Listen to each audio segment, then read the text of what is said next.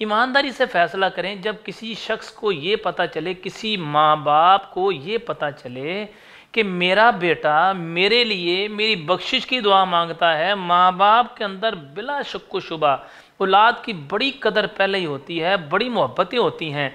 जब वो उसको ये पता चल जाए कि मेरा बेटा मेरी बख्शिश की दुआ मांग रहा है, माँ को पता चले मेरी बेटी मेरी बख्शिश की दुआ मांग रही है, माँ को पता चले, बाप को पता चले कि मेरा बेटा मेरे लिए दुआ मांग रहा है, तो यकीनन बाप के दिल में बहुत ज़्यादा खुशी होगी। ये सिर्फ माँ बाप जान सकते हैं कि औलाद अच्छा अमल करे तो माँ बाप को कितनी खुशी होती है।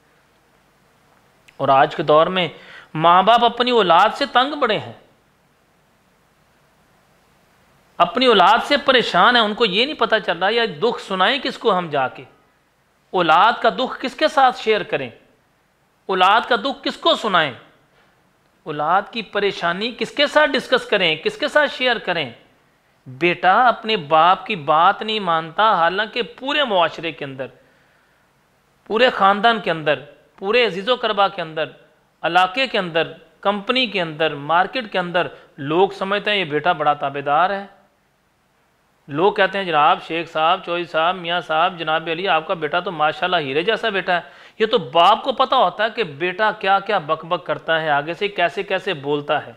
और कुरान क्या ऐलान कर रहा है, कुरान ये ऐलान कर रहा है खाली वालिदैन का कहना नहीं खाली मानना, वो तो करना ही करना है तुमने, खाली एक ही बात नहीं करनी कि तुमने कहना मानना है।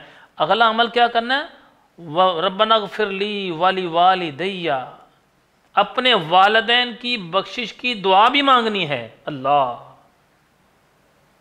अपने माँ बाप के लिए दुआ भी करनी है कि अल्लाह इनके गुनाह माफ़ कर दे, अल्लाह इनकी खताओं को माफ़ कर दे, अल्लाह इनके दर्जात को बुलंद कर दे, अल्लाह इनके ऊपर अपनी रहमत कर दे, अल्लाह इनकी परेशानियाँ दूर कर दे। बच्चे अपने वालिदैन के लिए दुआ मांगे। अल्लाह अल्लाह अल्लाह।